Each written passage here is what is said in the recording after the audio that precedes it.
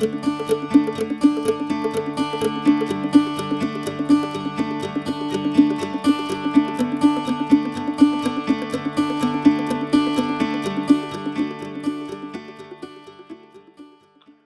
en la segunda presentación se habla un poco de crisis sistémica, crisis civilizatoria y crisis climática. Esto un poco lo vimos en la presentación anterior, pero queremos hacer como algunos énfasis importantes de cara a esto y de cara al trabajo que se van a realizar en diferentes módulos. ¿Por qué se habla de crisis sistémica? Se dice que sucede cuando el sistema en su conjunto entra en crisis. Y hemos hablado de que tenemos una crisis climática, hay un sistema climático, tenemos crisis climática, hay un ciclo de agua, también hay una crisis de agua, tenemos una crisis de alimentos, una crisis de biodiversidad, y todas estas crisis se habla de crisis de sistema. Entonces es cuando el sistema colapsa por la incapacidad o por falta de instrumentos para resolver los problemas o desastres creados en su propia dinámica. Y eso se vincula con por ejemplo, con la actual crisis climática, la incapacidad del Estado de generar planes, programas, políticas aplicables para mitigar los impactos del cambio climático. Entonces, en el caso de El Salvador, hemos estado en crisis por el tema de la pandemia, que por ahí de marzo nos golpeó fuertemente, pero ya en enero de este año teníamos una crisis por falta de agua, lo mencionábamos en la primera presentación. Pero además de eso, ya tenemos una crisis social por el tema de la violencia. Tenemos una crisis también a causa de el tema alimentario que se vio agravado con los eventos climáticos de la tormenta tropical Amanda y Cristóbal.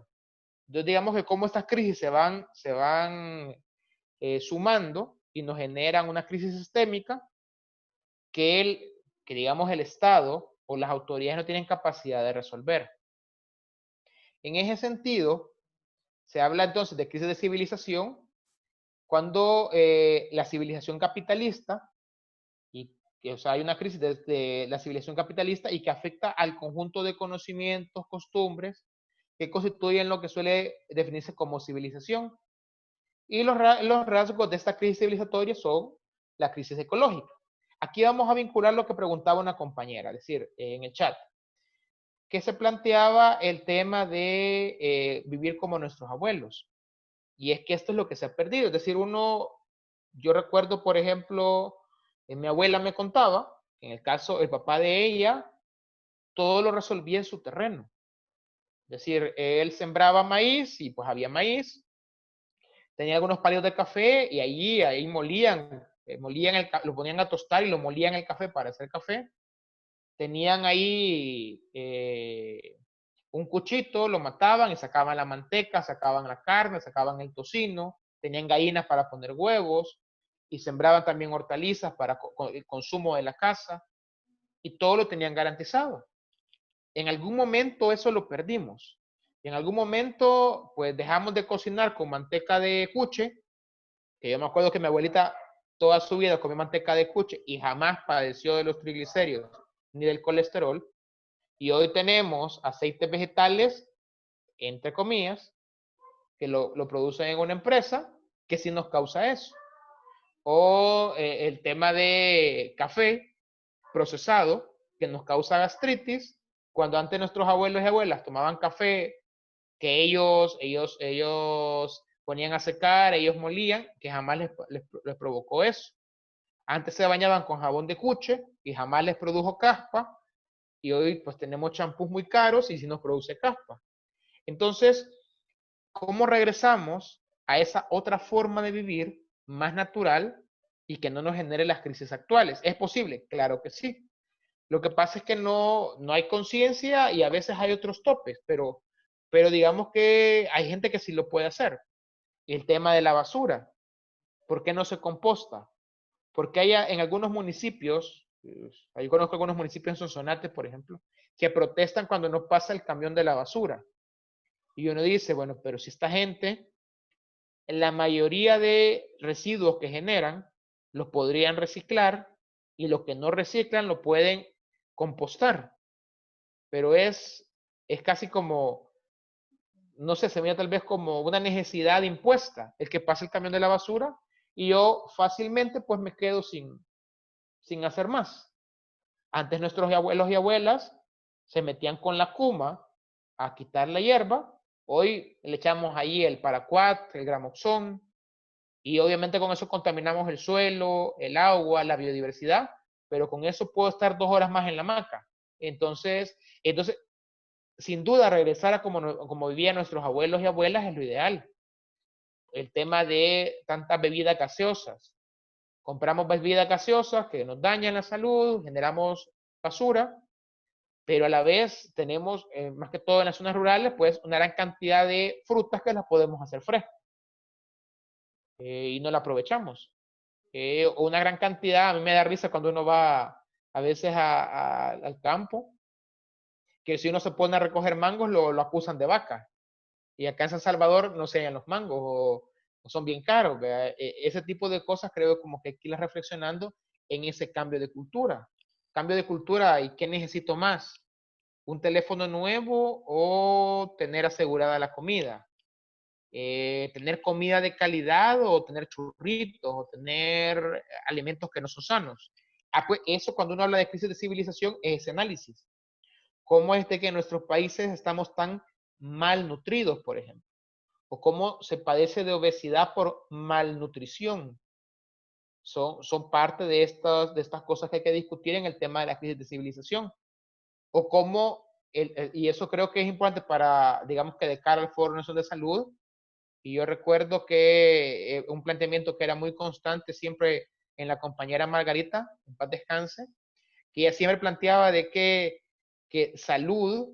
la salud es una construcción social, es decir, es una determinación social. Hablaba de la determinación social de la salud y que la salud no necesariamente es la ausencia de enfermedad y que parte de la crisis en los sistemas de salud es esto de que ven el tema de la curación, no el tema de la prevención o no el tema de tener un sistema que nos permita vivir sin generar enfermedades, que es parte también del problema. Entonces, cuando uno habla de esta crisis de civilización, hay que tomar en cuenta la crisis energética, la crisis capitalista, la crisis alimentaria, la crisis ecológica, pero también hay otras. La crisis del cambio climático, la crisis hídrica, aunque se pueden hacer vincular con la crisis ecológica, pero tienen sus digamos, especialidades. Cuando uno habla de la crisis energética, hay que tomar en cuenta que la mayoría de energía que se produce en el planeta viene del petróleo. Y esto es gracioso cuando consideramos, y lo mencionaba en la primera presentación, que somos un planeta abierto en energía. La mayoría de energía que viene del Sol nos bombardea, bueno, incluso el petróleo es una forma de energía del Sol, pero ya bien procesada, porque hace miles de millones de años hubieron árboles que absorbieron esa energía del Sol, generaron biomasa, de ahí vinieron los dinosaurios, se comieron estos árboles, estas plantas, y después de miles de millones de años, este material orgánico, bosques, dinosaurios, se ha convertido en el petróleo que consumimos. Entonces aquí el punto es de que ese petróleo está llegando a su pico de consumo. De ahí va a haber un momento que va a haber menos petróleo y cada vez la energía va a ser más cara o va a ser de más difícil acceso para la gente pobre. Y porque ya se está hablando de crisis energética. En la actualidad hay muchos países del mundo que no tienen acceso a energía eléctrica. Y eso se va a agravar con el paso del tiempo. Y en esto hay países que ya consideran la energía como un derecho humano, pero no se va a poder garantizar si consideramos de que cada vez va a ser más costoso, hablando económicamente. Lo otro es la crisis capitalista, que eso, bueno, la crisis capitalista genera burbujas y genera momentos de quiebre o de, digamos, de recesión económica. Esto ya ha ocurrido en el pasado. Ocurrió en el 2008, ocurrió en los años 30, pero cada vez que hay crisis, hoy son cada vez más rápidos, porque estas burbujas se revientan más rápido. ¿Y qué es lo que genera? Desempleo, pobreza, y hoy esta crisis capitalista se va a ver acelerado con la pandemia del COVID. La crisis alimentaria, esto es bien interesante, porque la crisis alimentaria no es porque no se produzca suficiente comida.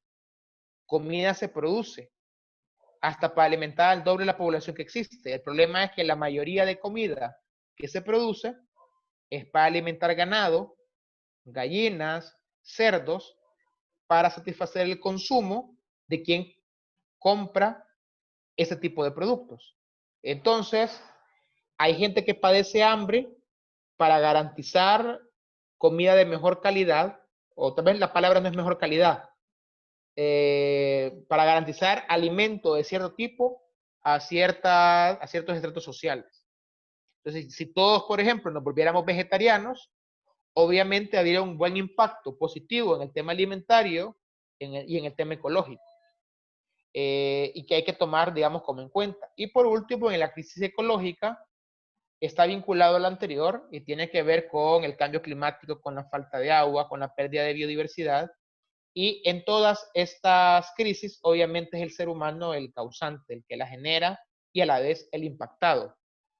Obviamente también, como con el cambio climático, es una responsabilidad común, pero diferenciada. Obviamente los que estamos ahorita aquí reunidos en esta jornada de formación somos mucho menos responsables que alguien en Estados Unidos o la gente rica en El Salvador. Pero eso no implica que no podamos hacer nada o que no hagamos nada, porque los impactados y somos nosotros y nosotras. Bueno, acá un poco lo que les mencionaba en el tema de la crisis climática, que es otro factor que que genera reflexión para los tomadores de decisión. O sea, el cambio climático nos muestra que el clima ha variado en todas sus escalas a lo largo del tiempo de la historia de la Tierra, pero hoy la concentración de CO2 en la atmósfera ha alcanzado un máximo. Y ese gas de efecto invernadero ha alcanzado un récord, que es el que está implicando todos los impactos que estamos sufriendo en El Salvador y en el mundo. Entonces, el tema del cambio climático lo vimos un poco en la presentación anterior, pero acá me quiero referir a algunos datos diferentes. Bueno, un poco las causas de la crisis climática, el tema económico, y aquí, o sea, de las causas más profundas que dieron esta crisis fue esa situación de regular la economía, el tema de las privatizaciones, el tema de la evaluación descontrolada de precios, el generar materias primas. Entonces, en el tema económico, no es que se generen productos para satisfacer necesidades, se generan productos para generar, digamos, ganancias a ciertas empresas. Entonces, lo ideal es, yo voy a producir zapatos, yo voy a producir ropa, yo voy a producir carteras para satisfacer una necesidad de este producto. Entonces, obviamente, si esto fuera así, toda la gente en el planeta tuviera zapatos. Y sabemos que no es cierto. Hay gente en África que no tienen zapatos. Entonces los zapatos no se hacen para satisfacer la necesidad de calzado. Se hacen para quien los pueda comprar. Entonces, si los zapatos no se venden, pues mejor se guardan o se ponen en oferta o se guardan para otra temporada, pero no se llevan a la gente que necesite zapatos. Igual el tema de la comida. La comida se produce para quien la pueda pagar. Entonces, a nivel mundial, son miles de toneladas diarias que se pierden en comida que nadie compra. Supermercados botan, restaurantes botan. Entonces uno dice, si hay gente que padece hambre en África, el problema es que no hay una equitativa distribución de los alimentos. Volviendo al punto 1, con el tema de la ecología política, esos bienes alimentarios no se distribuyen conforme la necesidad de cada quien, sino donde hay ganancia. Aquí hay ejemplos radicales como para plantear esta realidad. Por ejemplo, carteras. Una marca de carteras que se llama Louis Vuitton, algo así se pronuncia. Una cartera puede costar $2,000, $3,000. Una cartera para mujer de esta marca. Y es interesante porque cuando pasa una temporada, lo que ellos hacen es que las carteras que no han logrado vender, las destruyen. Prefieren destruir la cartera que bajarle precio para que mantenga, digamos, el estándar. Entonces, sin duda, a mi ver, es una suprema estupidez. Entonces, yo no, para que mi producto no valga, no reduzca valor, mejor lo destruyo. Entonces es interesante porque hay algunos productos que elaboran esta marca que lo hacen de animales. Entonces, imaginémonos, matan animales para hacer un producto, pero como no lo venden al precio que desean, lo destruyen y lo botan. Entonces, sin duda, eso es lo que se tiene que como que empezar a reflexionar de hacer de manera diferente. ¿Qué es lo que pasa con nosotros y nosotras? Para poner un ejemplo más cercano. Tenemos una camisa que tal vez nos puede costar $5 en el mercado, pero compramos una camisa de marca que es exactamente igual, pero tiene un logo en Simán, y por esa camisa pagamos $50. Nos van a servir igual, pero obviamente el tema del consumo nos genera comprar cosas más caras, que probablemente tengan mayor impacto ambiental. Entonces, a veces regateamos por comprar una camisa de manta bordada, súper bonitas, pero no regateamos en comprar camisas súper caras. Eso en el tema económico. Entonces, la crisis climática desde el aspecto social es destacable la explosión de las desigualdades con un adelgazamiento evidente de la clase media, con la afectación en el empobrecimiento cada vez mayor de mayor número de personas, y el acceso equitativo e igualitario al uso de los bienes naturales no es para todos y prevalece el capitalismo. Esto creo que no merece mucha explicación, somos testigos, y un ejemplo de esto es, de nuevo, el agua. ¿Cómo es posible de que haya empresas que tienen el agua todo el tiempo? Coca-Cola, La Constancia, centros comerciales, centros recreativos, pero hay colonias y comunidades que no tienen agua, que les cae agua 2 veces por mes. ¿Cómo es posible de que hay gente que sí tiene acceso a la tierra y hay gente que no tiene tierra para sembrar? ¿Cómo es posible que hay gente que, y no quiero decir de que sea bueno comer carne, pero digamos, hay gente que come carne todos los días y hay gente que nunca come carne? Obviamente el consumo de carne no es adecuado, pero vaya, para poner otro ejemplo, si alguien, aquí en El Salvador es ilegal el matar el venado cola blanca, porque es una especie protegida. Entonces, si alguien mata un venado, pues se puede ir preso. Pero yo como ambientalista no acepto, pero comprendo que alguien mate un venado porque no tiene que comer y su familia no tiene que comer, y pues mata el venado y con su familia se come la carne. Lo entiendo. Lo que no entendería jamás es que viene alguien de Estados Unidos con una escopeta nueva y se va a un área protegida a matar un venado solo para probar la puntería. Eso hay que meter. Entonces, hay un buen ejemplo de esas desigualdades. Y en el tema social, lo ideal es de que los bienes naturales se distribuyan equitativamente, porque todos tenemos derecho a ellos. Otro ejemplo de esto es las playas. Uno va a muchas playas y no se puede acceder a ellas, a pesar de que son públicas, porque uno mira una línea de muros de ranchos privados. Entonces, el acceso a ese bien natural que es la playa no está disponible para todos y todas. Y solo el que tenga para pagar para entrar a un rancho privado puede acceder al recurso. En el tema político, siempre hablando de la crisis y la crisis climática, hay una deslegitimación de la clase política tradicional y empieza a ser un hecho, de cierta manera, un hecho en cierta manera incuestionable, no solo la proliferación y destape de casos de corrupción, sobornos y otras actuaciones por el estilo, sino el convencimiento de que desde esta no está la respuesta a tantas demandas sociales, laborales, ambientales, entre otros.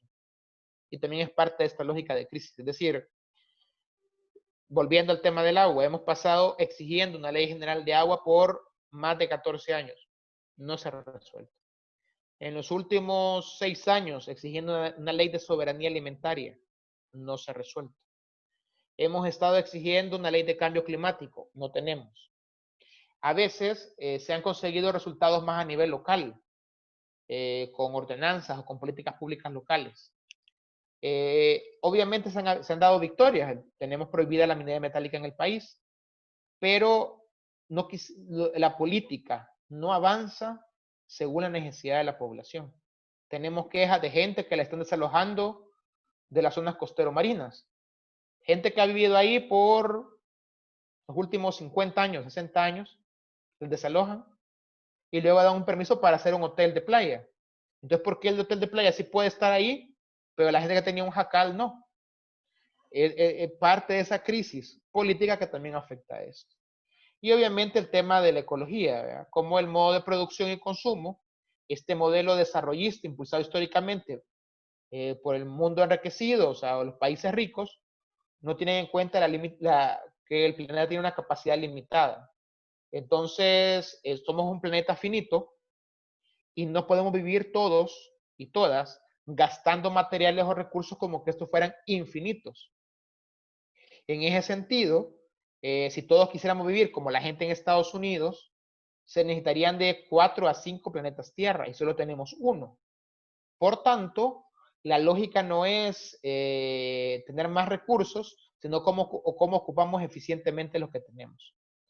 Y bueno, esto un poco ya les comenté lo del efecto invernadero. Por tiempo voy a adelantar un poquito.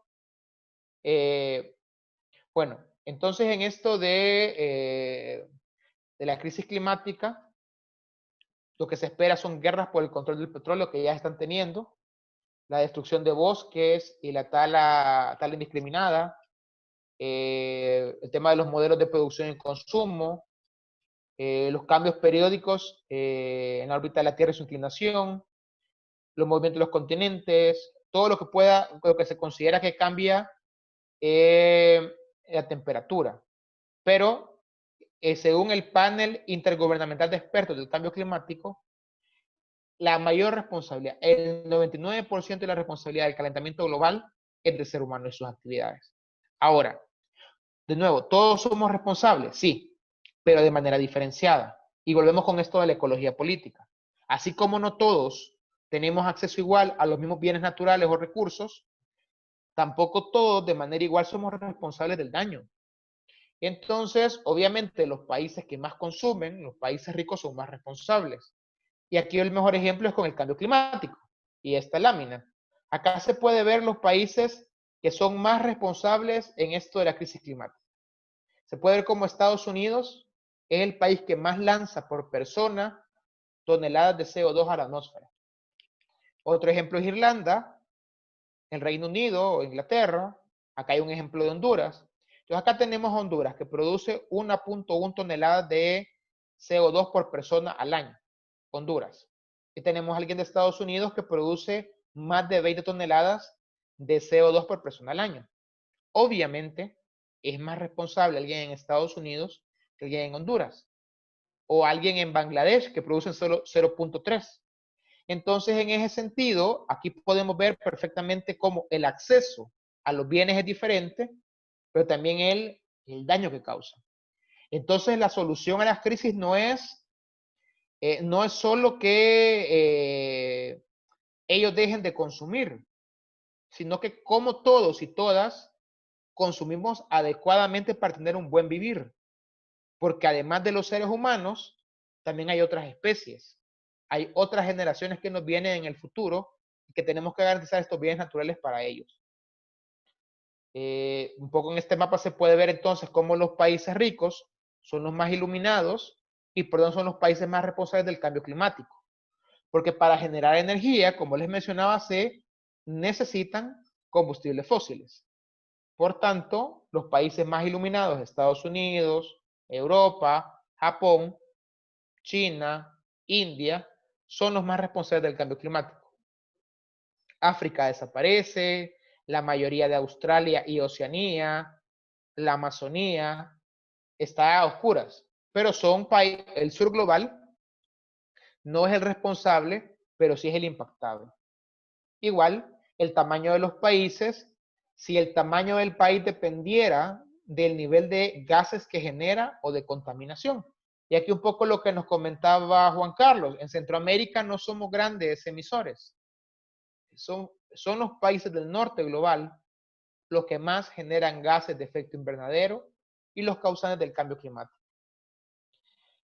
Los impactos, creo que no lo vimos en la presentación anterior, el tema de olas de calor, derretimiento de los polos, desaparición de los glaciares, escasez de agua dulce, cosas que ya estamos sufriendo, de hielo de los suelos congelados, aumento de fuertes lluvias y sequías, incendios forestales más frecuentes, el tema de cómo hay una extensión en los desiertos, aumentan los desiertos, daños a la biodiversidad, menor rendimiento de cosechas, aumento de enfermedades contagiosas, y aquí el tema del Zika, el chikungunya, o sea, para no pensar en el COVID, sino que ya desde antes veníamos sufriendo esto, el aumento de dificultades para las mujeres, los adultos mayores, la niñez, el tema de la migración climática, son impactos. Y obviamente, lo hablábamos en la presentación anterior, el aumento de la intensidad de fenómenos como esto. El huracán Mitch.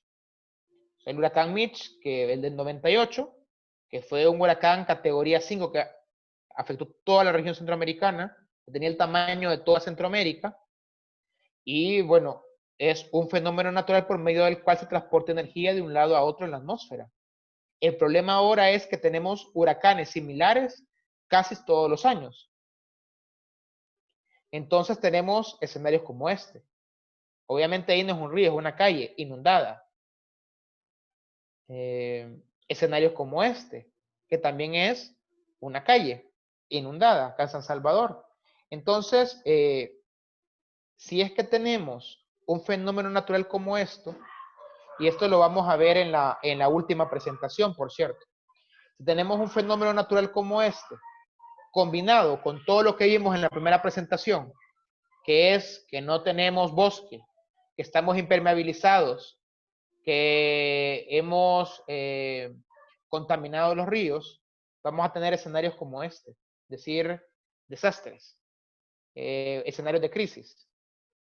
Y obviamente, vinculado con esto último, bueno, acá hay otra imagen de esto. Si tenemos en la zona alta de una cuenca donde antes había un bosque, aquí es un centro comercial, la Gran Vía, aquí antes había un bosque, el bosque del Espino, y se deforesta y se impermeabiliza, se pone cemento en el suelo, obviamente en la parte baja vamos a tener esto. Y no es culpa de la naturaleza, es culpa nuestra. Hemos sido nosotros y nosotros los causantes. Entonces, con el cambio climático se puede ver cómo la cantidad de eventos extremos, entiéndase huracán, sequía, inundación, han ido en aumento. Acá se puede ver en esta lámina cómo se comparan dos periodos de tiempo. Periodo de 20 años. Como un primer periodo es del 70 al del 70 al 80, perdón, del 70 al 90, y el otro es del 90 al 2010. Entonces, en estos periodos se puede ver cómo los eventos climáticos en algunos países se ha duplicado.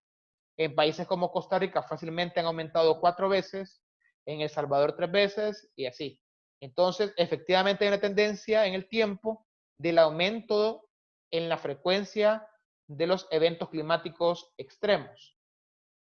En la siguiente lámina también se puede ver el tema de la duración. Duración y también un poco del tema de intensidad.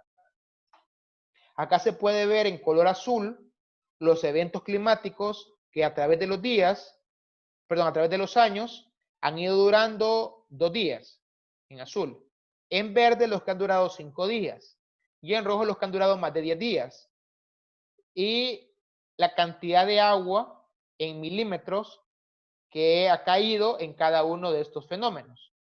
Entonces se puede ver cómo efectivamente hay una tendencia al aumento en la intensidad y duración de los eventos climáticos extremos, hasta llegar al año 2011, donde fue la tormenta o la depresión 12E, que fue la que más fuerte ha azotado nuestro territorio, donde prácticamente cayó toda la cantidad de agua que cae normalmente en un año, o sea, en un periodo invernal, cayó en 10 días.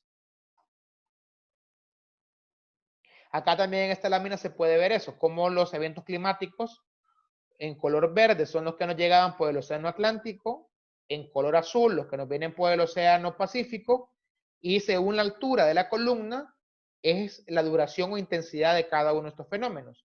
Y cómo los fenómenos van aumentando a través del tiempo y se van haciendo más intensos, se puede ver entonces en esta lámina. Entonces, los cambios de clima que se han visto en Centroamérica son dos. Bueno, perdón, se han observado, se han catalogado. Uno, cómo las lluvias han disminuido en los últimos 50 años y cómo los días y las noches calientes han aumentado. Con este primer dato, se puede decir, pero mira Luis, o sea, tú dices que llueve bastante. Sí, llueve bastante y ahora muy concentrado. Pero si nosotros pudiéramos poner toda esa cantidad de agua, independientemente que cae en una hora, en un día o en los 6 meses, en un huacal, hoy está cayendo menos que en el pasado. Y lo otro, obviamente, cada vez hay más calor. Y eso también es muy sensible para toda la población. Esta lámina la vimos en la presentación pasada, el aumento de la temperatura, principalmente en el oriente del país, cómo la menor disponibilidad de agua va a afectar los cultivos, porque obviamente menos disponibilidad de agua es menos lluvia, menos evaporación, menos humedad en el suelo, menos escorrentía, menos caudal de agua en los ríos, acuíferos, y eso afecta obviamente los cultivos por falta de agua, pero además, cambio climático es más eventos climáticos extremos, que tenemos tormentas, inundaciones, huracanes, sequías, incendios, fenómeno del Niño, vientos, frentes fríos, que también afecta a la agricultura. Entonces, digamos que es como una cosa o la otra. Entonces, cuando se habla del impacto en la seguridad alimentaria, pues es escasez de alimento, que ya lo hemos padecido, y aquí granos básicos, pero también pesca por el tema de las olas de calor, la desaparición y disminución de especies agrícolas. Un ejemplo de esto es el café. Hay zonas donde se da el café, pero pues el aumento de temperatura pierde calidad y pues ya no se vende. El deterioro y pérdida del entorno natural. Ahí un buen ejemplo son los manglares, que hay manglares que se están secando debido al cambio climático. La falta de agua para uso doméstico, y eso se vive en las crisis de falta de agua aquí en San Salvador y en los municipios cercanos, pero también para la agricultura. Por tanto, también hay pérdida de alimentos y hay una dependencia de importaciones de alimentos a precios elevados y de dudosa calidad, que también ha ocurrido que dependemos de lo que se compra a otros países. El tema de impactos en la salud, todo el tema de aumento de brotes de enfermedades como la malaria, dengue, transmitidas por el mosquito, caracol o moscas, porque como sabemos son vectores para transmitir estas enfermedades.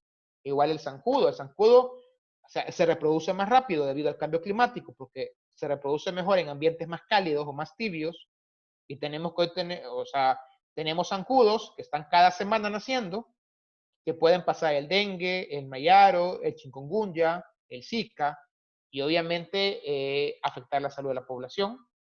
Aumento de brotes de diarrea y enfermedades infecciosas por la escasez de agua, tener agua de mala calidad. Mayor desnutrición en niños y adultos debido a la escasez de alimentos y agua. Mayor número de accidentes, muertes y hospitalizaciones. El debilitamiento de niños enfermos y ancianos por las olas de calor y aumento de enfermedades nerviosas. Y obviamente acá están las alternativas. Y volviendo a lo que habíamos hablado en la presentación anterior.